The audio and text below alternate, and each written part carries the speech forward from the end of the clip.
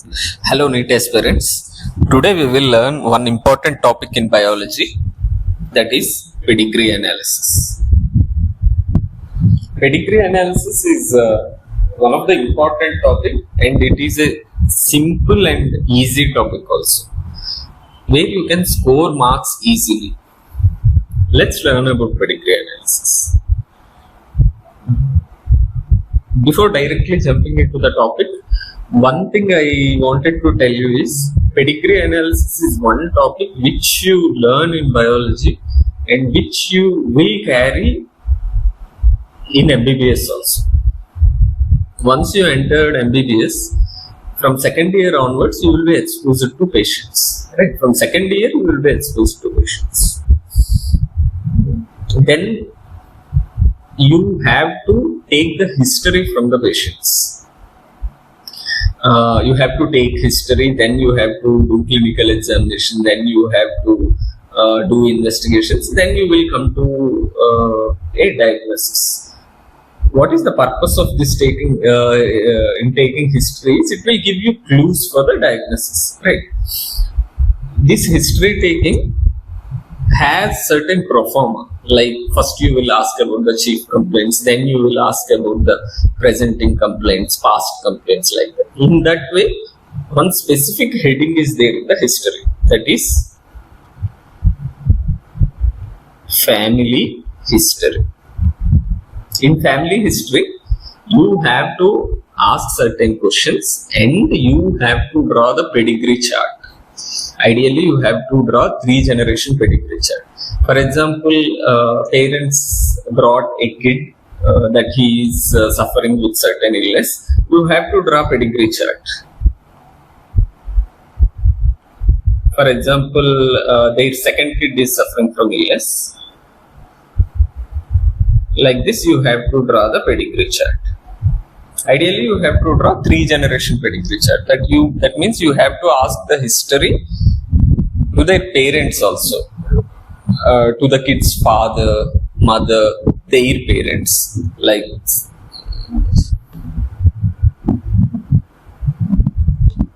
You have to ask history like this, and their siblings like this. Ideally, you have to ask like this, and you have to draw this pedigree chart. So what I mean to say is, pedigree analysis is very important, that you have to carry along with you.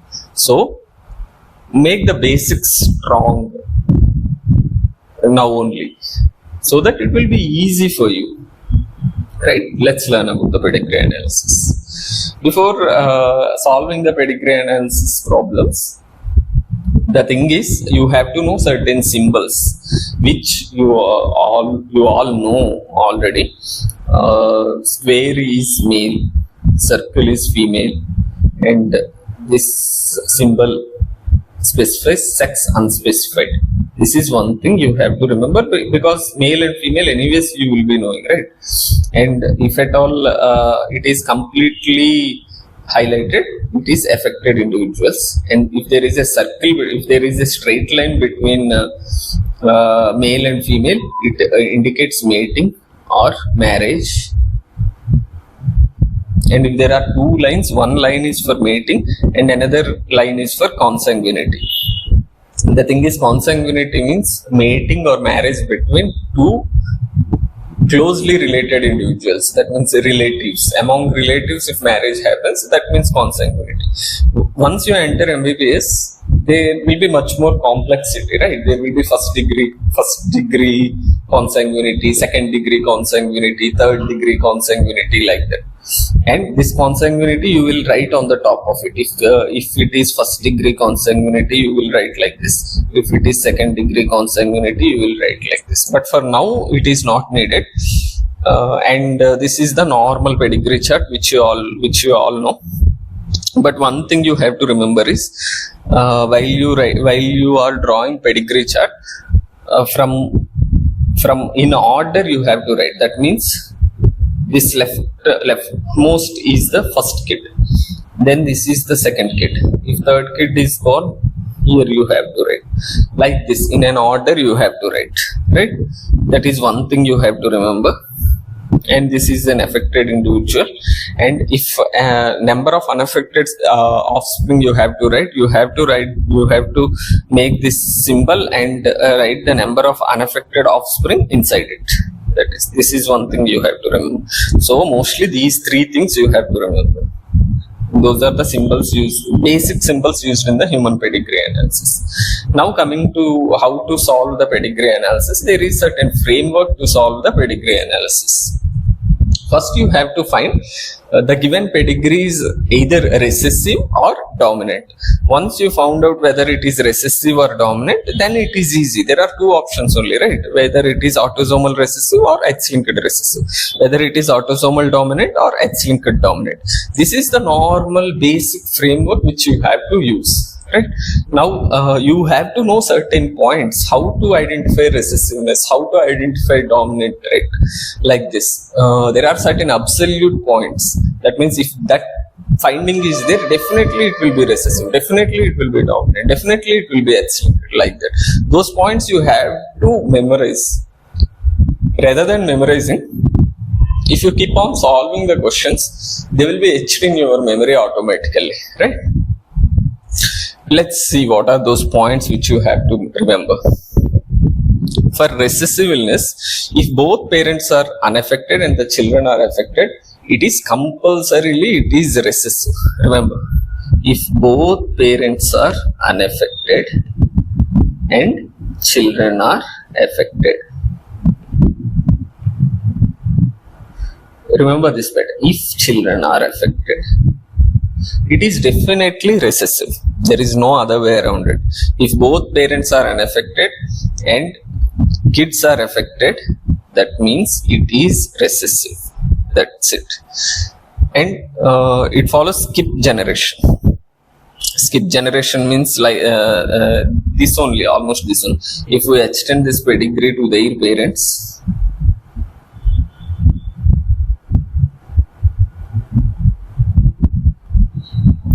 parents are affected. So imagine parent is affected, this is not affected, and again their kids are affected. That means there is a skipping of generation, right? That is another feature of recessiveness. And consanguinity increases likelihood of affected offspring. That means if there is a recessive trait in the family, if close relatives again marry among them, the recessive trait obviously travels to the offspring, right? So there will be increased chances in the offspring in getting disease. That is one thing. So most important points you have to remember are these three. Now coming to dominant trait, an affected person has at least one affected parent. That means every generation is affected. The trait appears in every generation. Like if imagine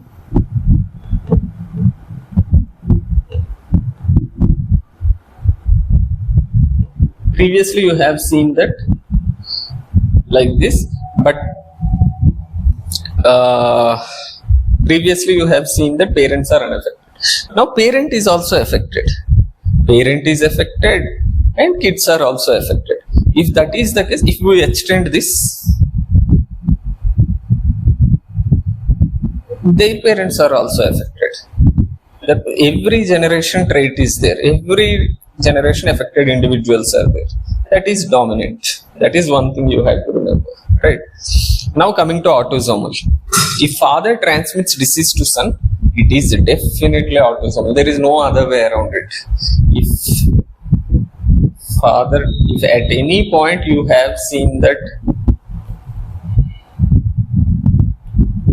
from father to son disease transmission is there, then it is definitely autosomal. There is no doubt about it. X-linked doesn't transmit like that. You can easily rule out X-linked inheritance. It is definitely autosomal. And both males and females are affected equally. That is one point you have to remember. Now coming to X-linked. In X-linked, sex-linked, there will be sex preponderance, right? That means certain X-linked recessiveness, more males are affected. X-linked dominant, more females are affected. That sex-linked is there. X-linked inheritance X-linked recessive, males are more commonly affected. In X-linked dominant, more females are affected. That is one thing you have to remember. Now let's say autosomal recessiveness. I just combined all points, right? That means autosomal features I have combined, recessive features I have combined. That's it. Two unaffected parents can have an affected child. That you people already know. Skip generation will be there. That is a recessive trait, which you already know. Males and females are affected equally, which is an autosomal trait. You already know. Male to male transmission can be present. Autosomal, you already know.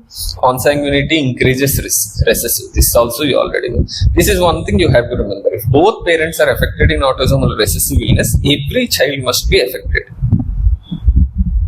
Every child must be affected. That means if both parents are affected with autosomal recessive illness, both parents are affected, then how many children they have? All will be affected. There is no doubt about it.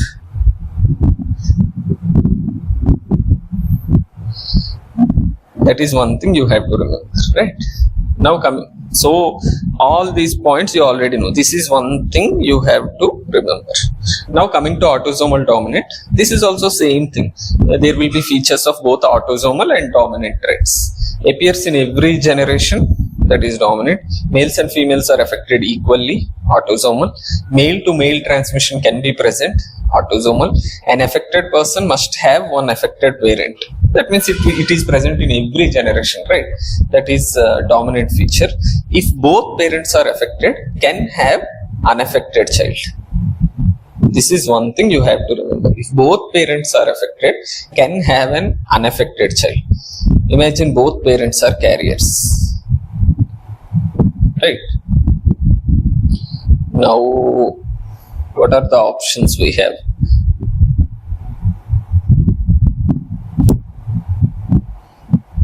See, all these three are affected, but this is unaffected,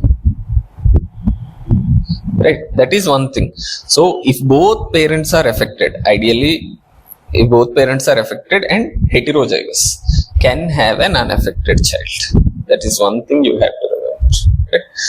Now coming to X-linked recessiveness. X-linked recessiveness means one thing you have to remember is sex preponderance will be there. That means X-linked recessive, more males are affected. X-linked dominant, more females are affected. Let's see what he has given. More commonly affect males, which you already know. Never passed from father to son. Yeah, this is autosomal. This is not X-linked. That is one thing. These are the 2 points you have to remember. If mother is affected, all sons are affected. If mother is affected, all sons are affected. Try to draw pedigree charts so that you will remember them easily. It will be etched in your memory. If mother is affected, all sons are affected. For mother to be affected in X-linked recessive, it has to carry 2 alleles, right? Father is unaffected. Draw the possibilities.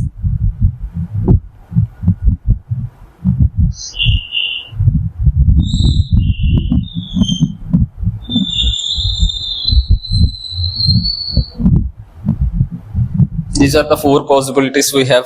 See, both sons are affected. If a mother is affected, both sons will be affected. There is no other way around it, right? That is one thing you have to remember in X-linked recessiveness. If a daughter is affected, her father must be affected. That means if a daughter is affected, for a daughter, one recessive allele comes from father, right? So father has only one X chromosome. That X chromosome should have recessive illness. That's why if a daughter is affected, her father must be affected. These 2 points are very, very important. You have to remember for X-linked recessiveness. Now coming to X-linked dominant. You already know sex preponderance. Female sex affinity will be there.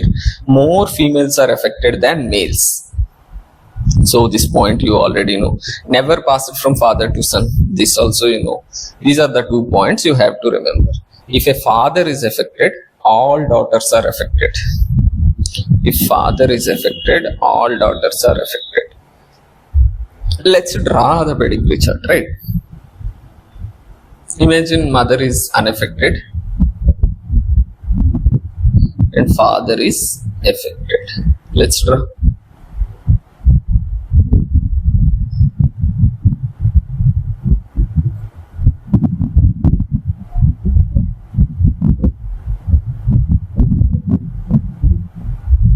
See, both daughters are affected. That only they told. If father is affected, all daughters are affected. Like that, draw for this also. If a son is affected, his mother must be affected. That is another point which you have to remember. So in X-linked dominant, these are the 2 points which you have to definitely remember. To confirm X-linked dominance, you have to see if father is affected, all daughters are affected or not. And another point which you have to see is if a son is affected, his mother is affected or not. If it's not the case, then it is not X-linked dominant. Right. Now we will see some examples. In this video, we will solve 2 pedigrees which were given in the textbook only. First pedigree is this. Let's follow the framework which we have already created. First, we have to see whether it is recessive or dominant. Recessive, 1 point we know that unaffected parents, if unaffected parents has affected children, it is definitely recessive. Let's see whether it is there or not. Here parents are affected. Here both parents are unaffected, but children also unaffected. Here parents are affected and children are affected. So that recessive condition which we have kept is not satisfied. Let's see whether it is dominant or not. What is the condition which we have to see whether the pedigree is dominant or not? In every generation, affected individuals has to be there, right? This is the first generation, this is the second generation, and this is the third generation. In every generation, affected individuals are there, right? So it is definitely a dominant inheritance pattern. Now we have to see whether it is autosomal dominant or X-linked dominant. Autosomal dominant, one simple condition is there, right? If father to son transmission is there, it is definitely autosomal condition. If it is not there, then we have to again further eliminate the X-linked traits. What I mean to say is, if father to son transmission is there, it is definitely autosomal. But if it is not there, it doesn't mean that autosomal is completely eliminated. It just gives us the confirmation. Let's see if father to son transmission is there or not. Here father is not affected. Here also father is not affected. So that is not there. So we have to see further. We have to rule out other conditions. One thing I wanted to tell you, children, that I have seen so many videos, especially with this pedigree. Teachers were telling like, as mother transmitting the disease to both son and daughter, it is autosomal. They were literally telling that, but it is not the case. Even X-linked dominant inheritance also, mother can transmit the disease to both son and daughter. I will prove to you. I will prove. Take affected mother and unaffected father. What are the possibilities we will have?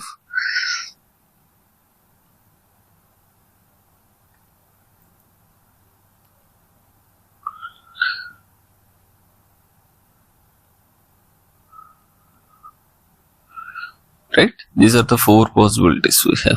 See, this is affected daughter. This is affected son. Same like this only. Affected son, affected daughter.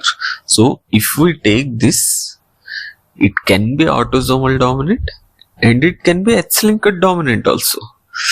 Just by seeing that mother transmitting the disease to father and daughter, that is both sexes, we can't confirm that it is autosomal. It can be X-linked dominant also. In X-linked dominance also, mother can transmit the illness to both daughter and son. Here, then how we have to find out whether it is autosomal dominant or X-linked dominant? See this generation, right? There is one beautiful point here. Here, this is also same like this only. Mother is affected, mother is affected, father is unaffected. Mother is affected, father is unaffected. So one daughter will be affected and one son will be affected. Right? In X-linked dominant inheritance, one daughter will be affected and one son will be affected, and another daughter and son will be normal.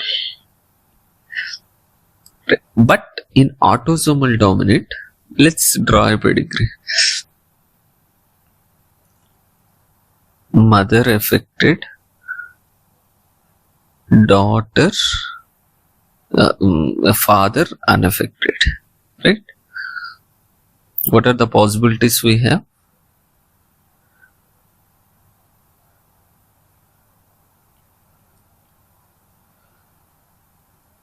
So, 2 children will be affected.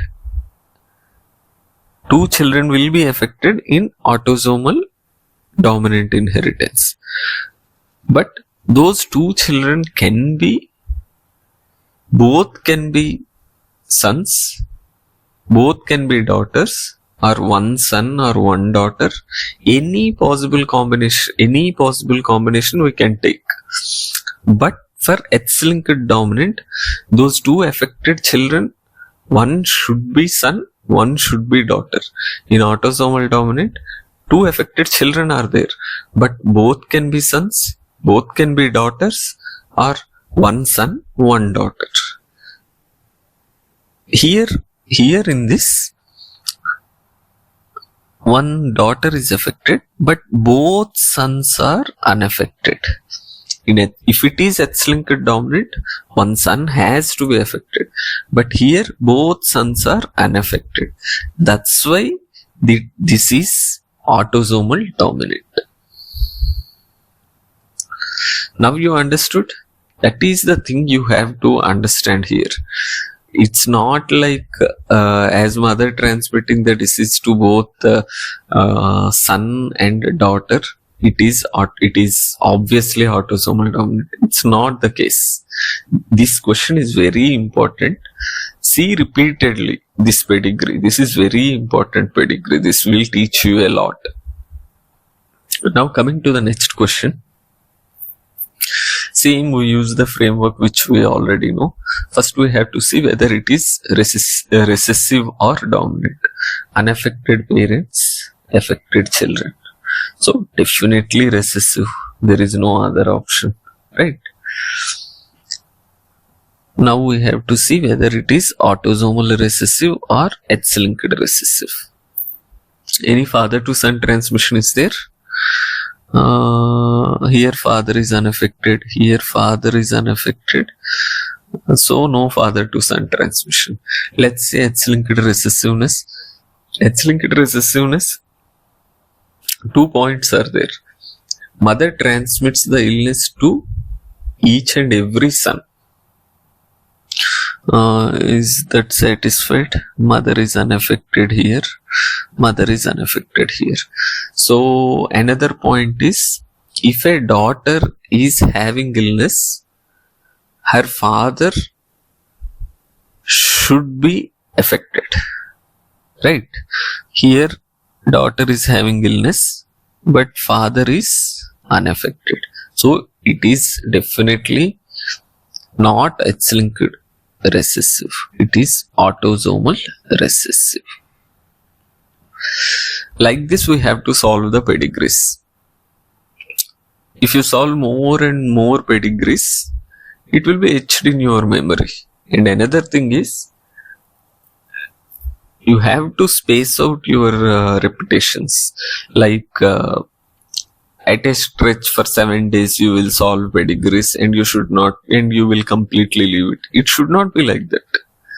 Each and every week you have to solve.